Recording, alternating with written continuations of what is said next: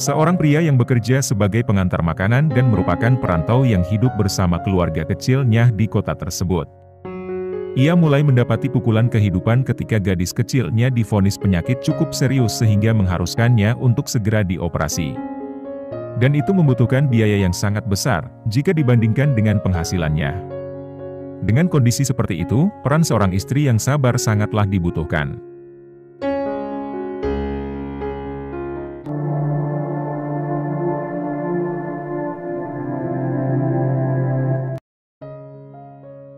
Berawal di sebuah restoran, cerita berfokus dengan pria bernama Lee. Seperti hari-hari biasanya Lee bekerja sebagai kurir di tempat tersebut dan hendak mengantar makanan ke beberapa tempat. Di tengah perjalanannya, Lee mendapati temannya sesama kurir sedang bermasalah dengan pengendara mobil. Lee pun mencoba untuk melerai, namun pengendara mobil sangat ngotot meskipun ia bersalah. Hal itu pun membuat Lee tersulut emosi hingga terjadi pertengkaran. Di sisi lain, Liu istri Lee dan dua anaknya berada di rumah sakit sedang memeriksa penyakit yang dialami oleh duo-duo. Dan dokter menyarankannya untuk segera melakukan operasi kepada duo karena penyakitnya di bagian paru-paru duo cukup serius. Liu beberapa kali mencoba menghubungi Lee, namun karena Lee sedang bertengkar dan HP-nya terjatuh tidak sempat untuk menerima panggilan istrinya tersebut. Dan karena pertengkaran tersebut Lee dan temannya pun harus berurusan dengan polisi untuk membereskan masalahnya. Si kakek pun memaksa untuk ikut ke kantor polisi karena menurutnya ia mengalami kerugian karena burung peliharaannya kabur akibat kejadian tersebut. Setelah mediasi, Lee pun diharuskan mengeluarkan sejumlah uang untuk mengganti kerugian. Singkatnya, setelah pulang bekerja Lee pun menceritakan kejadian yang dialami kepada istrinya. Liu sedikit kesal dengan kelakuan suaminya yang mau-maunya mengeluarkan uang demi membayar kerugian karena membela orang lain. Dan Liu pun menceritakan bahwa duo harus segera dioperasi secepatnya. Karena Lee yang terlihat santai dengan situasi membuat Liu kesal, dan perdebatan mereka pun tidak terhindarkan. Semuanya tiada lain karena faktor ekonomi. Meski Lee selalu meyakinkan Liu kalau Lee tidak akan diam saja dengan kondisi seperti itu dan Lee akan pastikan mendapatkan penghasilan yang lebih, namun hal itu tidak meyakinkan Liu dan membuat kesabarannya bertambah. Tidak jarang Lee pun mendapat perkataan dari istrinya seolah merendahkan kemampuan sang suami dalam mencari uang. Karena Liu sangat kurang yakin mereka dapat mengumpulkan uang dengan nominal sangat tinggi dalam waktu dekat agar secepatnya mendapat perawatan untuk duo-duo. Keesokan harinya Lee kembali bekerja, seluruh karyawan bagian pengiriman dikumpulkan untuk peringatan, karena diketahui belakangan terakhir selalu mendapati rating yang kurang bagus karena keterlambatan dalam pengiriman. Dan pemberitahuan untuk sebulan ke depan akan ada pemecatan bagi siapa saja yang mendapati poin terendah dalam pekerjaannya. Dan Lee pun diperingati untuk fokus dengan pekerjaan dan tidak terlalu ikut campur dengan urusan orang lain ketika di jalan, agar mengurangi resiko keterlambatan. Lee pun kembali dengan pekerjaannya dan dengan semangat untuk berusaha terus tepat waktu agar mendapat penilaian positif dan mendapat bonus untuk menambah penghasilannya. Selain itu Lee juga mencoba mencari pekerjaan tambahan lain setelah selesainya bekerja, meskipun telah bekerja 14 jam dalam sehari menjadi kurir tersebut. Dan pacar dari teman kerjanya Lee mencoba menyarankan Lee untuk menjadi sopir bayaran jika ingin mencari kerja tambahan.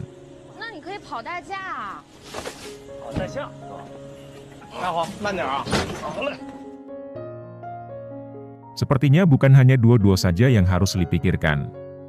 Tanpa ada kabar sama sekali tiba-tiba pemilik rumah masuk dan menawarkan tempat kontrakannya kepada orang lain tanpa menganggap Lee dan istrinya sama sekali, karena alasan bahwa mereka bisa membayar lebih mahal untuk harga sewanya. Karena hal ini pun Liu dan Lee kembali berdebat, meski Lee berkali-kali dengan jantelnya akan mencari cara untuk mendapat uang, hal itu selalu tidak membuat Liu menghargai perkataan suaminya tersebut. Pada akhirnya Liu memutuskan tinggal bersama adiknya di tempat lain, dan Lee menempati tempat bekas penjual koran yang baru saja ditinggalkan pemiliknya karena mendengar kabar akan ada penggusuran kepada tempatnya itu.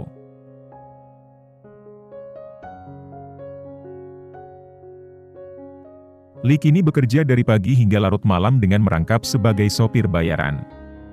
Dan Lee semakin giat untuk mencari poin sebagai kurir untuk mendapatkan bonus tambahan dari perusahaan. Tetapi sayangnya, siapa sangka persaingan pun tidak terhindarkan, teman sesama pengantar ternyata ada yang bermain curang dengan mencuri pesanan Lee untuk memperlambat pengantaran Lee agar tidak mencapai target poin terbanyak. Karena hal itu Lee pun gagal mendapat uang tambahan dan kembali diperingatkan oleh atasannya Lee. Lee dan istri bertemu untuk makan bersama. Liu berniat untuk meninggalkan Beijing untuk bekerja di tempat pijat dan membawa Duo. Sontak hal itu membuat Lee sedikit marah dan sangat melarang untuk membawa Duo bekerja bersama Liu. Lee menginginkan Duo tetap di kota tersebut karena ingin yang terbaik untuk anaknya, dan menurutnya kota tersebut memiliki dokter terbaik untuk kesembuhan Duo.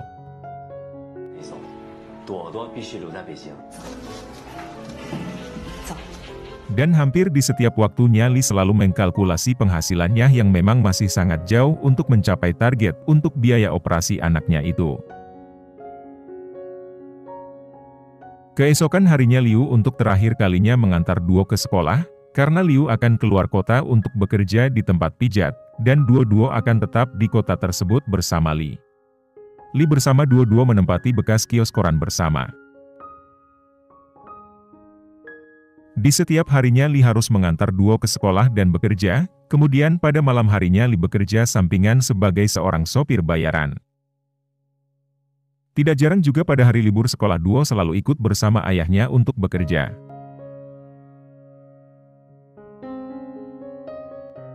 Karena Lee merupakan karyawan kurir yang cukup senior, Lee pun mendapat panggilan wawancara dari perusahaannya untuk berkesempatan kenaikan jabatan, apabila Lee memenuhi kriteria dan lulus dalam wawancaranya. Setelah selesai wawancara Lee terlihat kurang meyakini bahwa dia akan naik jabatan, karena merasa tidak banyak kelebihan yang ia miliki. Lee kembali mencari sampingan kerja dengan membawa mobil orang lain yang sedang mabuk. Karena memang karakter Lee yang suka menolong pun sulit untuk dihilangkan meski dalam kondisi apapun. Melihat ada seorang perempuan yang dianiaya pria, Lee pun tanpa basa-basi menepikan mobil yang ia kemudi, dan sedikit menyerempet mobil dari lawan arahnya. Dan itu membuat suasana menjadi sangat runyam. Membuat orang yang terserempet marah, dan perempuan yang ingin Lee tolong pun ternyata malah membela pria yang menyakitinya, karena dia merupakan kekasihnya. Lee malah dimaki oleh wanita itu dan juga oleh pemilik mobil yang membayar Lee. Karena hal itu Lee pun harus mengeluarkan uang yang cukup lumayan untuk mengganti kerugian pada kerusakan mobil tersebut. Lee menjemput anaknya yang dititipkan di restoran tempat bekerja. Kemudian Lee kembali pulang menuju tempat tinggalnya, sepanjang jalan Lee melamun karena kejadian tadi. Bukannya mendapat tambahan malah ia harus mengeluarkan sebagian tabungannya bersama istrinya. Bukan cuma itu saja ternyata cobaan untuk Lee. Sesampainya di tempat tinggalnya, ternyata tempat yang ia tempati sedang dalam pembersihan dan sedang dirobohkan. Lee mencari tempat untuk tidur sementara. Dan Liu yang mengetahui tabungannya berkurang pun langsung menghubungi Lee untuk menanyakannya. Lee dengan rasa bersalahnya menceritakan kejadian itu. Liu pun sangat marah dan kecewa karena dalam kondisi keluarganya seperti itu selalu saja Lee mencampuri urusan orang lain dan merugikan diri sendiri.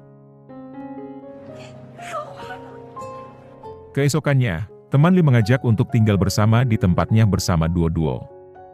Dan seperti biasa Lee kembali bekerja dan Lee harus mempertahankan kinerjanya.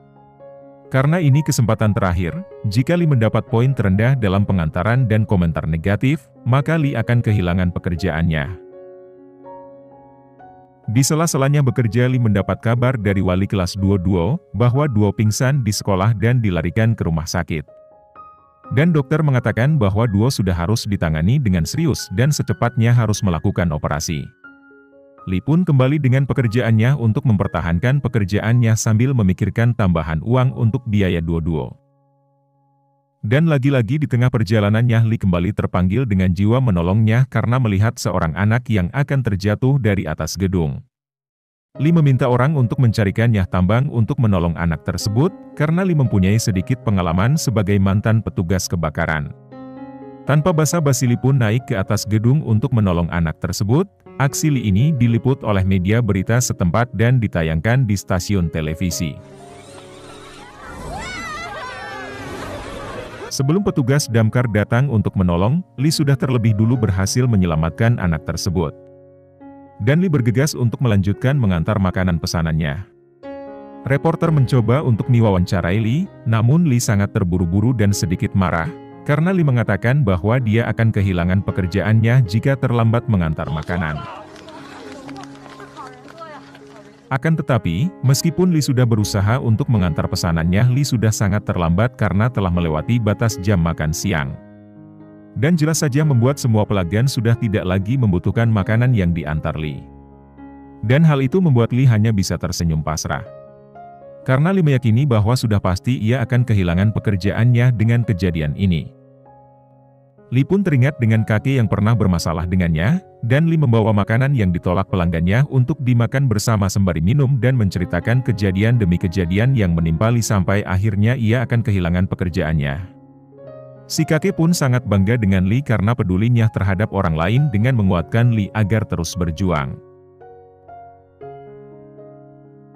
Keesokannya teman Li dan pacarnya akan pergi meninggalkan kota tersebut, dan ia memberikan sedikit bantuan untuk Li. Dan ia juga meminta maaf kepada Li dengan berkata jujur bahwa ia pernah berkhianat dan mencuri pesanan yang Li bawa tempo dulu. Li pun memaafkan dan sama sekali tidak mempermasalahkannya.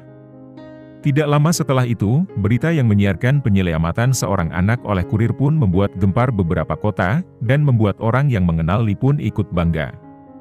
Karena Li berasal dari Tiongkok, orang-orang pun menyebutnya sebagai pahlawan Tiongkok. Karena media mengetahui informasi bahwa Li mempunyai anak yang sedang membutuhkan pertolongan, mereka pun membuka donasi untuk diberikan kepada Li agar anaknya bisa untuk secepatnya melakukan proses operasi. Istri Li pun menangis melihat berita tersebut, dan Li pun kaget dan tidak menyangka juga membuatnya terharu bahagia karena akhirnya bisa segera untuk melakukan operasi untuk anaknya tercinta.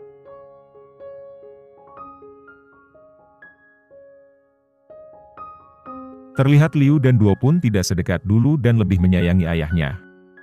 Meski sedikit canggung karena sering berdebat, Li pun mencoba untuk menenangkan Liu dan sedikit menyingkirkan egonya.